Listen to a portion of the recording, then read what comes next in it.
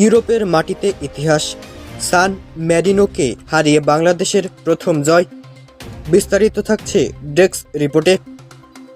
বাংলাদেশের ফুটবল ইতিহাসের নতুন এক সূচনা তৈরি হলো ইউরোপের মাটিতে। নিজেদের প্রথম ম্যাচেই স্বাগতিক সান ম্যারিনোকে 2-1 গোলে হারিয়ে ঐতিহাসিক জয় তুলেছে বাংলাদেশ জাতীয় ফুটবল দল।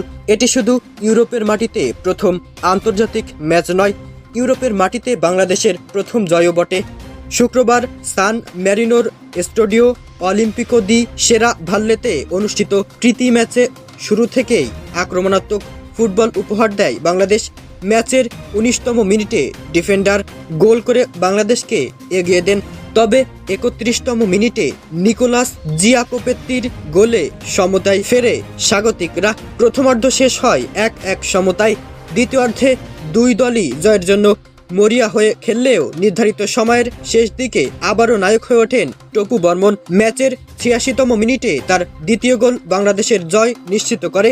শেষ পর্যন্ত 2-1 গোলের ঐতিহাসিক ব্যবধানে মাঠ ছাড়ে লাল সবুজের প্রতিনিধিরা। দীর্ঘদিন ধরে আন্তর্জাতিক অঙ্গনে কাঙ্ক্ষিত সাফল্যের খোঁজে থাকা বাংলাদেশের জন্য এই জয় নতুন আত্মবিশ্বাস এনে দেবে বলে মনে করছেন ফুটবল বিশ্লেষকরা।